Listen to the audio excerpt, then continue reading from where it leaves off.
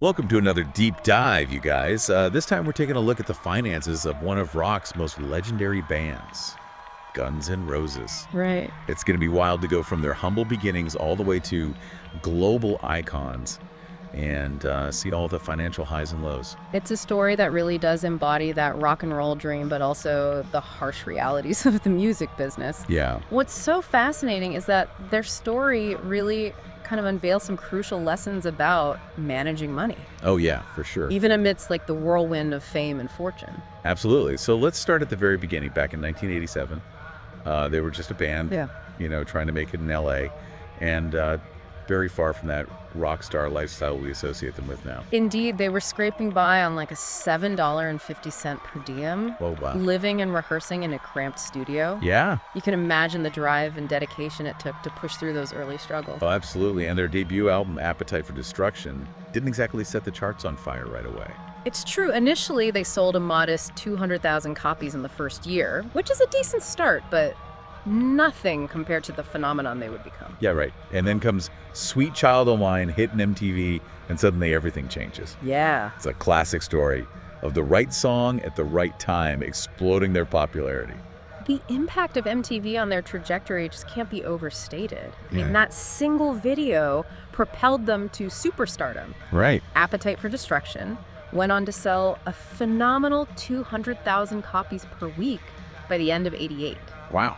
That's the kind of exposure that changes a band's entire financial landscape overnight. Yeah, that's when the merchandise started flying off the shelves too, right? I mean, t-shirts and posters alone, they were making a fortune. Absolutely. We're talking over $35 million in 1988 alone. Wow. However, here's where the business side of things gets interesting. Despite this massive influx of cash, the band themselves only saw a small fraction of it. They were making millions, but not actually seeing most of that money. How did that happen? Their contracts signed in their early days were incredibly unfavorable. Oh, no. Management took a 20% cut of the gross profits, and the merchandising company pocketed a whopping 70%. Oh, my gosh. This situation highlights just how crucial it is for artists, even in the excitement of early success, Yeah. to really understand the business deals they're signing. It's a cautionary tale for any aspiring musician out there. Absolutely. But let's talk about their iconic Use Your Illusion tour, which must have been a financial goldmine. It was a huge revenue generator, bringing in a staggering $56,000 per night just from ticket sales. Wow. However, you might be surprised to learn that their expenses were equally astronomical. Oh, really? They were spending, for instance, $100,000 per show on pyrotechnics alone. That's a lot of fireworks. Oh. But what about the notorious late starts that Guns N' Roses became known for? Didn't that cause some financial headaches? Absolutely. Those delays resulted in them racking up $150,000 in union overtime fees per show. Oh. We can't forget about the riot incidents that occurred at some of their concerts. Right. These incidents not only added to their financial burden through damages and legal fees, Right. but also made it extremely difficult and expensive for them to get insured for future tours. So even with sold-out stadiums, their spending habits were starting to catch up with them. Yeah. But let's talk about the recording of the Use Your Illusion albums themselves. I mean, those must have been expensive productions. The recording process for those albums was indeed extravagant. In fact, they went 300% over budget, ultimately costing $1.2 million. Oh my goodness. And here's a story that perfectly illustrates their approach to recording. Okay. During the session for November Rain, they did 50 takes of the song, which ended up costing a staggering $188,000 in a single day. That's more than some bands make in a year. Exactly. It really paints a picture of their no-holds-barred approach to making music. It does. But even with those kinds of expenses, they were still touring and generating income. Yes, but those touring costs were also spiraling out of control. Okay. A leaked expense report from 1991 revealed some eye-watering figures. $2 million each month on stage production. Wow. $45,000 just to keep their private jet running. Oh my God. And a mind-boggling $180,000 for Axl Rose's personal security detail. It's hard to imagine spending that much money even for a rock band at the height of their fame. It was a level of excess that even their manager at the time found concerning. He warned them that they were one canceled show away from serious cash flow problems, Right. but those warnings seemed to go unheeded. Uh-oh. This situation ultimately led to a delayed concert in Buenos Aires in 1993, which cost them an additional $150,000 in overtime fees. Jeez. It's a perfect example of how even minor setbacks could have major financial consequences for a band with such extravagant spending habits. It's like the classic saying, easy come, easy go, except with millions of dollars. Yeah. By the mid-90s, things were starting to unravel for Guns N' Roses, both creatively and financially. That's right. The band was no longer operating as a cohesive unit. Each member was acting more like an independent entity, each with their own legal and financial teams.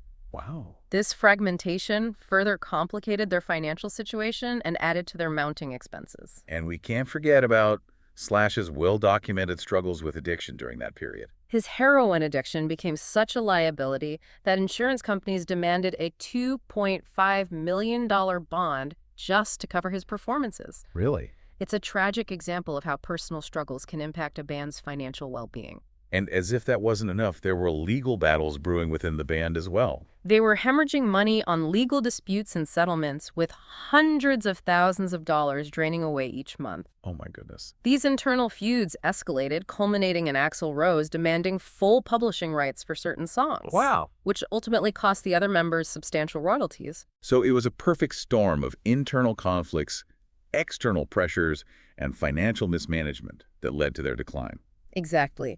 Legal battles over the band's name and trademarks further inflated their legal fees, driving them deeper into financial turmoil. Wow. And let's not forget the solo ventures by Slash and Duff McKagan. While understandable from a creative standpoint, those endeavors further strained their individual finances and added to the overall complexity of their financial situation. Right. It was a mess. Yeah, it sounds like it. It seems like their management company wasn't doing much to help the situation either. Unfortunately, you're right. Instead of guiding them towards financial stability, their management seemed to just contribute to the chaos. Wow. Leading to even greater losses. It's a stark reminder that having the right team behind you is absolutely crucial for navigating the complexities of the music industry. Absolutely. By the early 2000s, they were practically on the verge of financial ruin. Right.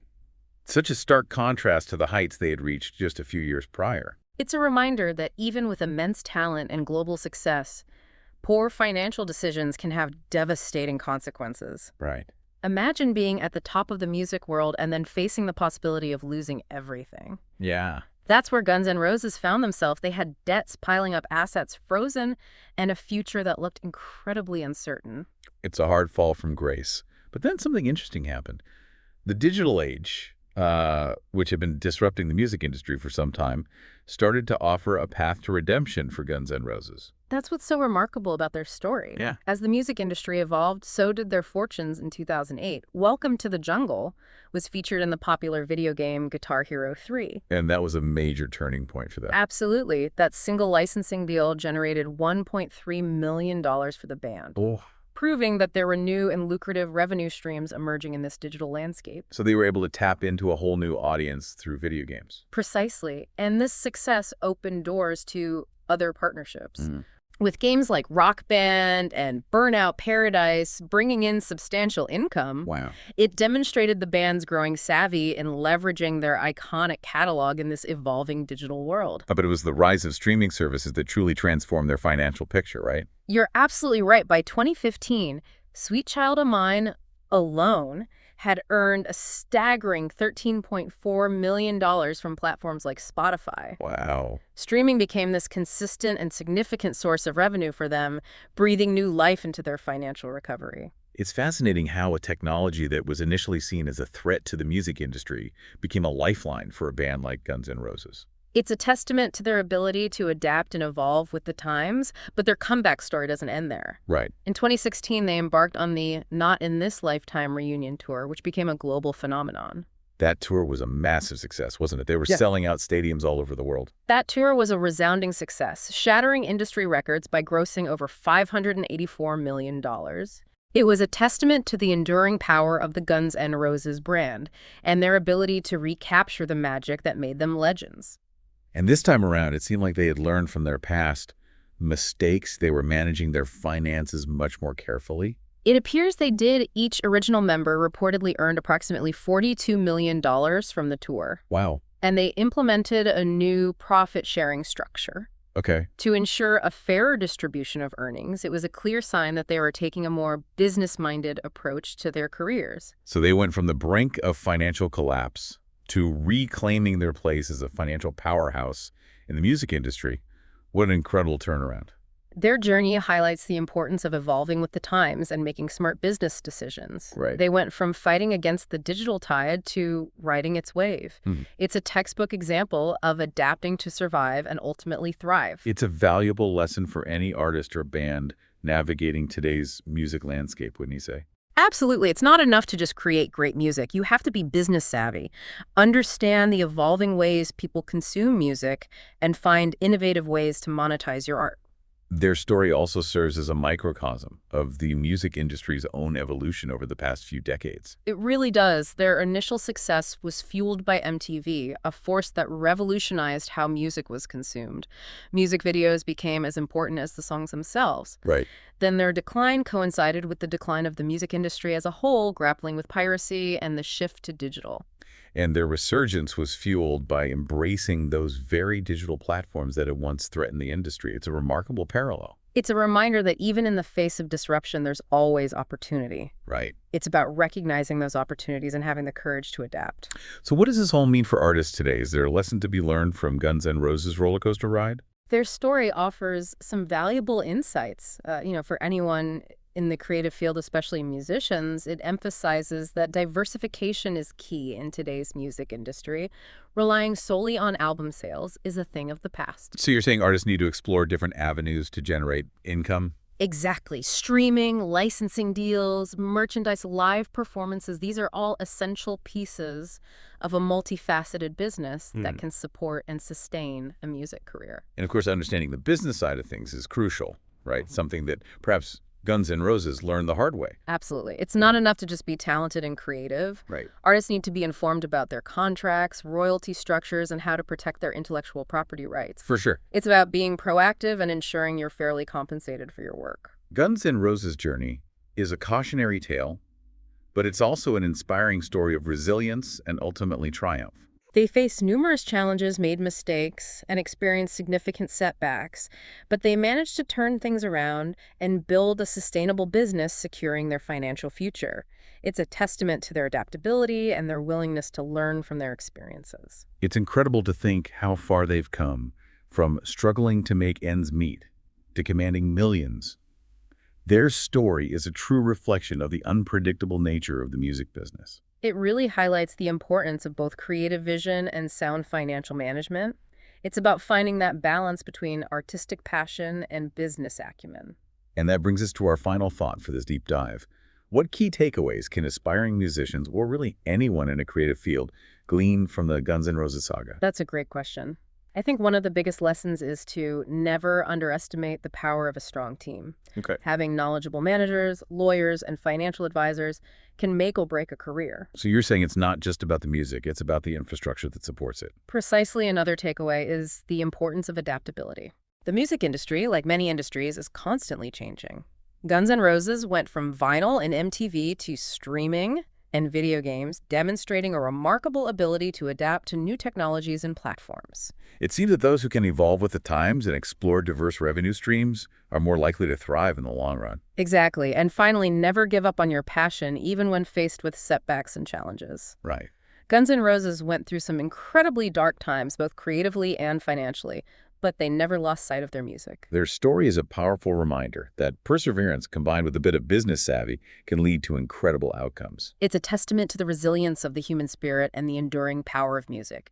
They stumbled along the way, but ultimately achieved a level of success that few could have imagined. Well, there you have it, a deep dive into the tumultuous yet ultimately triumphant financial saga of Guns N' Roses. A wild ride. It is. Their story is a wild ride full of valuable lessons for anyone navigating the world of music business or even just life itself. It reminds us that success rarely follows a straight path. Right. There will be highs and lows, but with passion, perseverance, and a good understanding of the business side of things, anything is possible.